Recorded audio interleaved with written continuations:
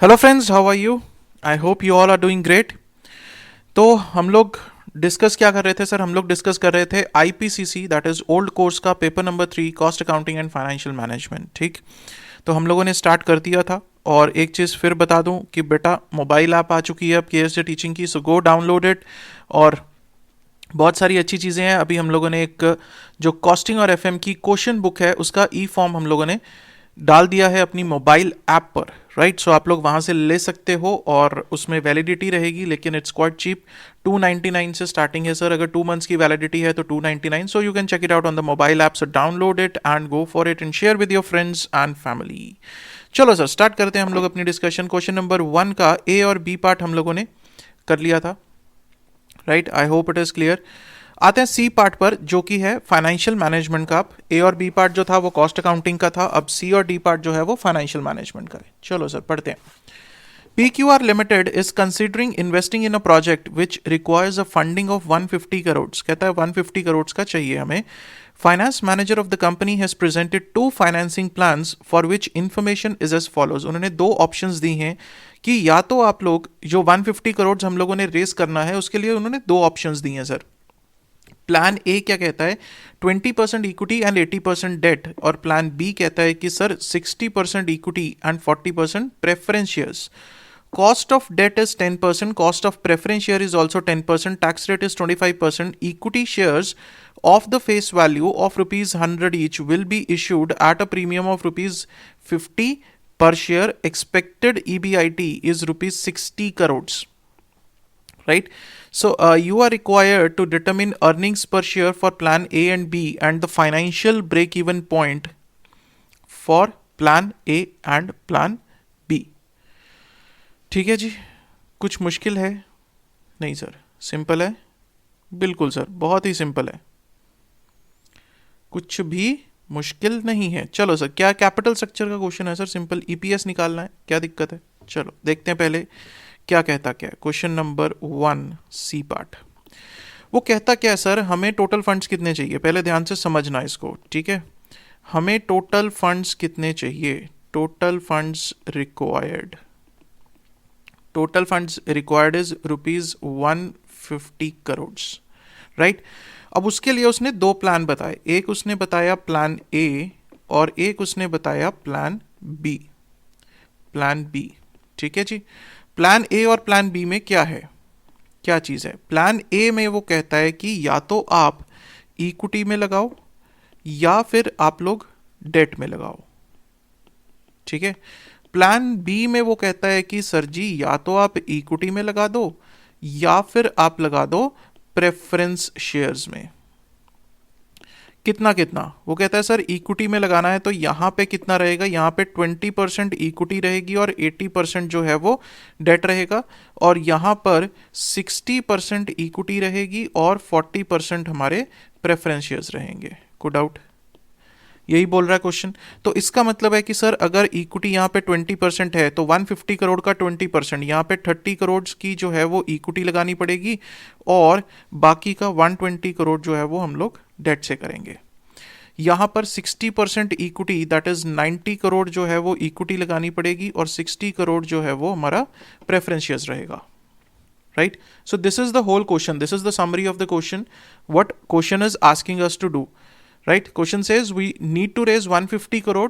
For that we have two options, plan A and plan B. Plan A says you can either raise 20%, you have to raise 20% through equity and 80% through debt. Plan B says 60% equity and 40% preference shares. Right, so this is the ratio in which we can raise 150 crores. Now the question says you have to calculate the EPS. Let's see, first part, calculation of EPS, calculation of EPS. Right, let's go. Plan A, we have plan A and we have plan B. Okay, first and the foremost thing is EBIT. What is EBIT? EBIT is 60 crores and 60 crore, right? So this is rupees in crores. So I'm taking all the figures in crores, right? So this is the EBIT. Now after EBIT, what you will be doing is you will be paying the interest on debt at the rate of 10%. Now debt is only in case of plan A and not in case of plan B.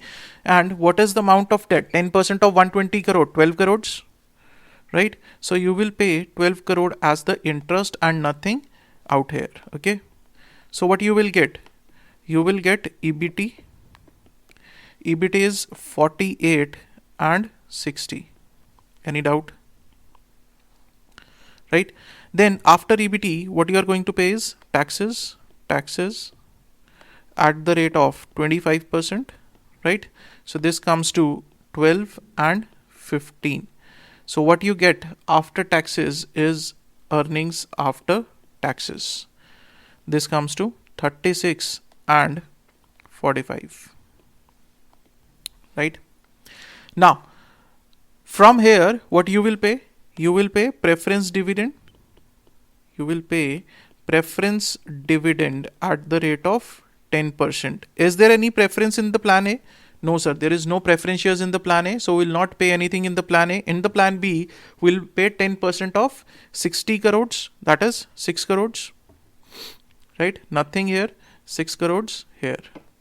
Now, whatever is left, we call it as earnings available for equity shareholders. Earnings for equity shareholders. Any doubt? So this comes to 36 and 39, right? Now we have to calculate number of shares divided by number of shares. Number of shares in the plan A, 30 crore is the total equity and divided by the value of share, that is 100 plus 50 at a premium, 150. Right, so it comes to 20 lakhs shares. Okay, so it comes to 0.20, that is 20 lakh shares, right? Similarly, in case of this, 0.60. So what you will get is, you will get the EPS here. Earnings divided by number of shares, you will get EPS. That is the requirement in first case, that is 180 and 65. This is what the question is asking in the first case, that is the EPS. Now, second case is the financial break-even point for the plan A and the plan B. Now, what is the meaning of financial break-even point? Financial break-even point means that earnings with which we are able to meet our financial fixed cost. What is a financial fixed cost? Financial fixed cost is interest on debt and the preference dividend, कि हम लोग कितना पैसा कमाएं कि हम लोग अपनी फाइनेंशियल फिक्स्ड कॉस्ट को पे ऑफ कर सकें. अब अगर प्लान ए की बात करें हम लोग, प्लान ए की बात करें, मैं फाइनेंशियल ब्रेक इवन पॉइंट की अब बात करूंगा, right? Financial break even point, ठीक. प्लान ए में मेरे पास जो फाइनेंशियल फिक्स्ड कॉस्ट है वो क्या है? सर मेरे पास प्लान ए में जो फाइनेंशियल फिक्स्ड कॉस्ट है वो है ये 12 लाख, है कि नहीं? This is my financial fixed cost, right? क्या प्रेफरेंस डिविडेंड है? नहीं है सर. तो मुझे कितनी अर्निंग करनी पड़ेगी कि मैं एटलीस्ट ये 12 करोड़ जो है वो मैं पे कर सकूं? ऑब्वियसली सर, अगर मैं 12 करोड़ की अर्निंग करूंगा, ब्रेक इवन पॉइंट क्या होता है? ब्रेक इवन पॉइंट होता है जहां पर ना तो प्रॉफिट हो रहा है ना लॉस हो रहा है, राइट? तो मतलब उतनी अमाउंट, उतनी अर्निंग जितना कि मैं ये फाइनेंशियल फिक्स्ड कॉस्ट पे कर सकूं. तो प्लान ए के केस में कितना होगा? प्लान ए के केस में सर मेरे पास जो फाइनेंशियल ब्रेक इवन पॉइंट होगा वो होगा 12 करोड़, राइट? मतलब क्या कि सर 12 करोड़ की मैंने अर्निंग की, उसमें से 12 करोड़ का फाइनेंशियल फिक्स्ड कॉस्ट मैंने पे ऑफ कर दी, मेरे पास no profit no loss situation है, that is called the break even point. ठीक है ना? No profit no loss situation को ही हम लोग क्या बोलते हैं? ब्रेक इवन पॉइंट बोलते हैं sir, right? So this is in case of plan A. Now in case of plan B के केस में आपके पास फाइनेंशियल फिक्स्ड कॉस्ट क्या है? This is your financial fixed cost, है कि नहीं? 6 करोड़ की. तो क्या सर इस केस में भी मेरे पास फाइनेंशियल ब्रेक इवन पॉइंट जो है वो 6 करोड़ आएगा? नहीं. इस केस में अगर आप लोगों ने financial break even point 6 crore लिया तो वो गलत होगा. क्यों सर? सर प्रेफरेंस डिविडेंड जो है वो हम लोग पे कब करते हैं? टैक्सेस पे करने के बाद. समझ रहे हो? तो इसका मतलब है कि मुझे इतनी अर्निंग्स करनी पड़ेगी कि टैक्स 25% टैक्स देने के बाद मेरे पास 6 करोड़ बचे, राइट? मुझे अर्निंग कौन सी चाहिए? मुझे अर्निंग वो चाहिए बिफोर टैक्सेशन। तो सर मुझे कितनी अर्निंग करनी पड़ेगी कि मैं 6 करोड़ की पे ऑफ कर सकूं? उसके लिए सर सिंपल सा फंडा है क्या, जितना आपका प्रेफरेंस डिविडेंड है divided by 1 - tax rate, right? So this will give you the before tax earning to pay off this preference dividend, ठीक? तो इसका मतलब है सर ये क्या आएगा, 6 crore divided by 1 - 0.25 tax rate है, so this will come to 8 crore, right? अब चेक करके देखो, अगर आप लोग 8 करोड़ की अर्निंग करोगे, चलो मैं यहां पर आपको एक बार चेक करके दिखाता हूं क्या मतलब है। सर अर्निंग की हम लोगों ने 8 करोड़ की, ठीक है, 8 करोड़ की अर्निंग कर ली, उसमें से हम लोगों ने टैक्स पे किया 25% का, राइट? दैट इज 2 करोड़, बचा कितना, 6 crore. This is what, EBT. अब इसमें से मुझे प्रेफरेंस डिविडेंड पे करना है अपना कितना, 6 करोड़ का, right? So this is zero, this is my break even point, right? So preference dividend के केस में आप लोगों को खास करके ध्यान रखना है कि सर गलती नहीं करनी कि 6 करोड़ ले लें, नहीं सर, प्रेफरेंस डिविडेंड के केस में हमें वो अर्निंग्स चाहिए जो टैक्स से पहले की अर्निंग्स होंगी, क्योंकि प्रेफरेंस डिविडेंड जो है वो हम लोग टैक्स से पहले पे करते हैं। इंटरेस्ट के केस में ऐसा नहीं है, क्योंकि इंटरेस्ट जो है वो टैक्स से पहले पे होता है और प्रेफरेंस डिविडेंड टैक्स के बाद में पे होता है, ठीक है? सो ये क्वेश्चन था हमारे पास समझने वाला, ठीक है? So this is important. और जो ये सिर्फ उन बच्चों के लिए नहीं है कि जिन्होंने नवंबर अटेम्प्ट दी है सर, ये आने वाली अटेम्प्ट्स के बच्चों के लिए भी है, उनको भी समझना ज़रूरी है, उनको भी प्रीवियस ईयर क्वेश्चंस करने पड़ते हैं, उनको भी ये चीज़ समझनी ज़रूरी है कि हम लोग कुछ कर रहे हैं तो ऐसा क्यों कर रहे हैं हम लोग, ठीक है? तो इसलिए मैंने पूरा डिटेल में समझाया कि ऐसा है तो क्यों है, सो दैट आगे भी आप लोगों को हेल्प रहे, ठीक है जी? चलें आगे, देखिए अगला क्वेश्चन क्या है। चलो सर ये था 1 का सी पार्ट जो हो गया कंप्लीट। डी पार्ट पे आते हैं। डी पार्ट जो है वो कैश फ्लो स्टेटमेंट का क्वेश्चन है। बहुत सिंपल क्वेश्चन आया सर कैश फ्लो स्टेटमेंट से, बहुत ही simple. X limited has provided the following information for the year ended on 31 March 2019। Net profit before taking into account income tax. तो एक तो रिलीफ यहीं पर आ गया सर कि इनकम टैक्स को कंसीडर करने से पहले का ही दे दिया हमें, बहुत बढ़िया सर, नहीं तो एडजस्टमेंट्स करते, ठीक है? But after taking into account the following items was 20 lakhs। क्या था, इनकम टैक्स को कंसीडर नहीं किया, लेकिन कुछ ये नीचे आइटम्स दे रखी हैं इनको कंसीडर कर लिया उसने, ठीक है? क्या, depreciation on fixed asset 5 lakh, discount on the issue of debentures return of 30,000, interest on debentures paid 3,50,000, book value of investment is 3 lakh, sold for 3,20,000, interest received on investment is 60,000, income tax paid during the year is 10,50,000। इसको तो वो कहता भी consider किया ही नहीं है net profit के लिए, ठीक है ना?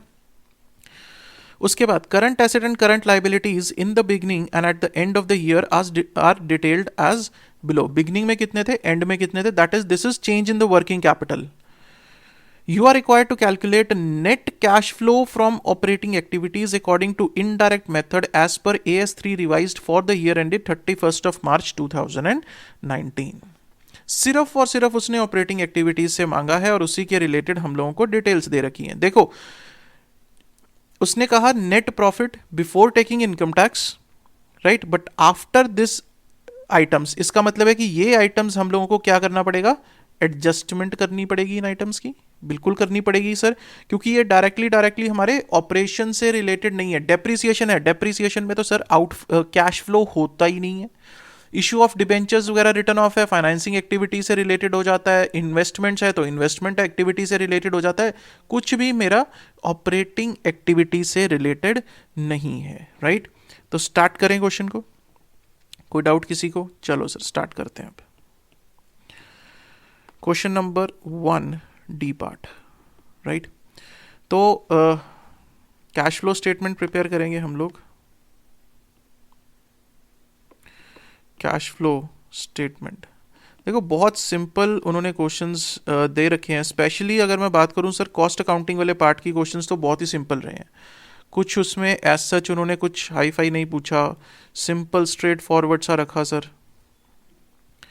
चलो जी, पहले क्या आएगा sir? Net profit, net profit before taxation, before taxation and extra ordinary items, right? वो कितना दे रखा है हमें सर? वो दे रखा है हमें 20 lakhs का।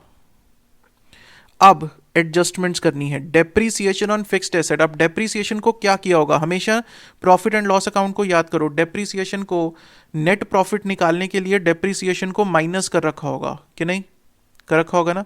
तो अब क्या करेंगे? उसको ऐड बैक करेंगे, राइट?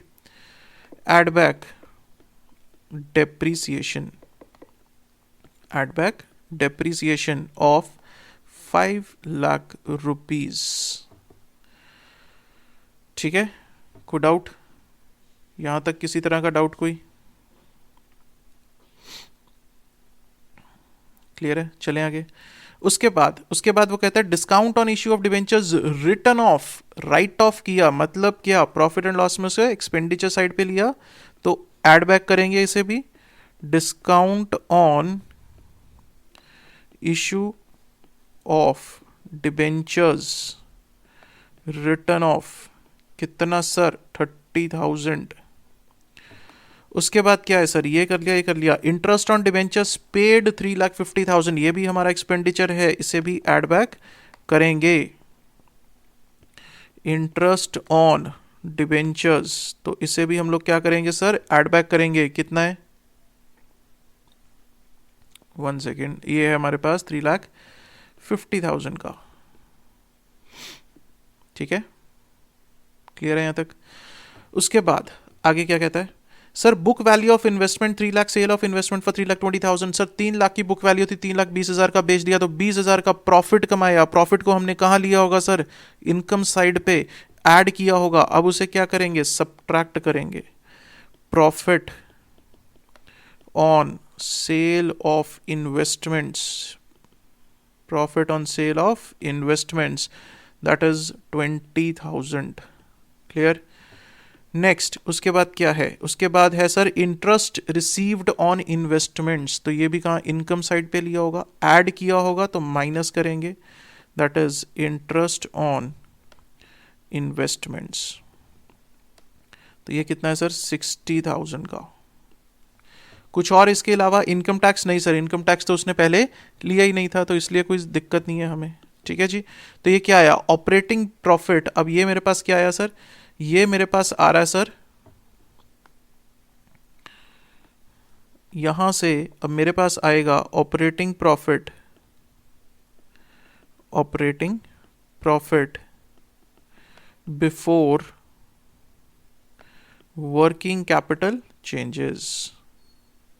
ये आया सर 28 लाख का। अब इसमें क्या करेंगे? अब इसमें हम लोग करेंगे वर्किंग कैपिटल चेंजेस। अब वर्किंग कैपिटल चेंजेस के लिए मेरे पास क्या रूल रहता है सर जी? बताओ। उसमें कुछ तो ऐड करेंगे। ऐड क्या करते हैं हम? ऐड करते हैं decrease in current asset and increase in current liabilities. तो इसमें अब क्या कुछ आएगा मेरे पास? इसमें अब क्या कुछ है? ध्यान से सुनना। Decrease in current asset. Current asset बताओ कौन कौन से हैं? स्टॉक है, सनरी डेटर्स है, बिल्स रिसीवेबल है। ये तीनों में से डिक्रीज क्या हो रहा है? सिर्फ और सिर्फ जो है bills receivable, that is debtors हमारे, सिर्फ और सिर्फ ये डिक्रीज हो रहे हैं, बाकी दोनों चीजें इंक्रीज हो रही हैं। तो यहां पर इस पार्ट में मैं क्या लूंगा? इस पार्ट में मैं लूंगा बिल्स रिसीवेबल। कितने के? 10,000 के बिल्स रिसीवेबल लूंगा। कितना सर? 10,000।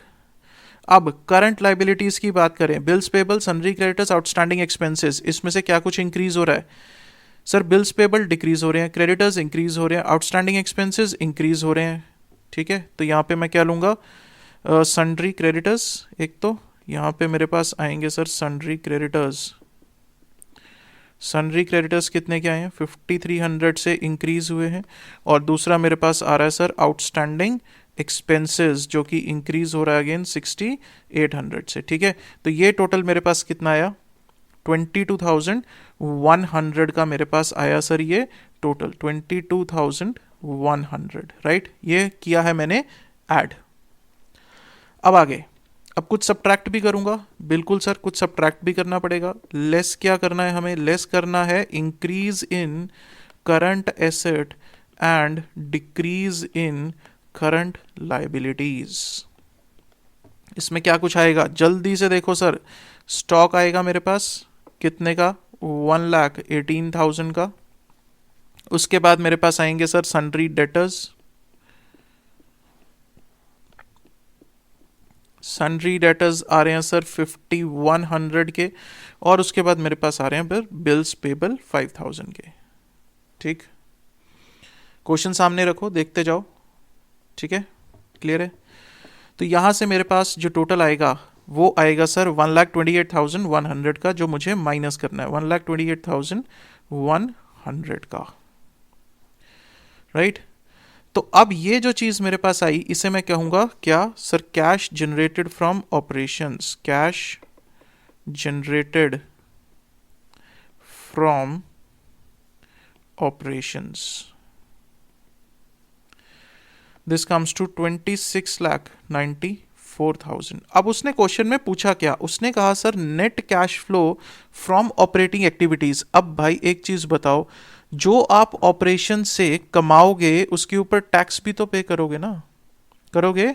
उसके ऊपर उसने 10,50,000 का इनकम टैक्स पे किया। तो अगर मुझे नेट कैश फ्लो निकालना है तो मैं क्या करूंगा, इसमें से माइनस करूंगा क्या, minus income tax paid, minus income tax paid, that is 10,50,000, right? So this gives me the net cash flow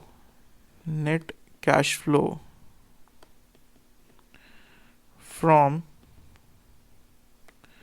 operating activities, net cash flow from operating activities.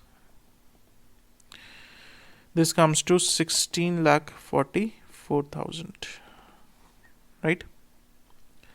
कोई डाउट यहाँ तक, ठीक है जी। तो ये आपका था एक सिंपल सा छोटा सा नन्ना मुन्ना सा कैश फ्लो का क्वेश्चन, 5 मार्क्स का, इजी था, कुछ भी मुश्किल नहीं था सर। तो ये हो गया सर इसके साथ क्वेश्चन नंबर 1 का डी पार्ट कंप्लीट, और क्वेश्चन नंबर 1 पूरा के पूरा कंप्लीट हो गया इसके साथ हमारा, ठीक। अब नेक्स्ट लेक्चर में हम लोग टेकअप करेंगे सर क्वेश्चन नंबर 2 का ए पार्ट, राइट। क्वेश्चन नंबर 2 का ए पार्ट हम लोग टेकअप करेंगे। वो ओवरहेड कॉस्टिंग का क्वेश्चन है जो ए पार्ट के ऊपर है। बी पार्ट में हमारे पास फाइनेंशियल मैनेजमेंट का क्वेश्चन आएगा, रेशियो एनालिसिस का, ठीक है जी। चलो sir, see you guys in the next lecture, till then stay safe, stay healthy, thank you so much.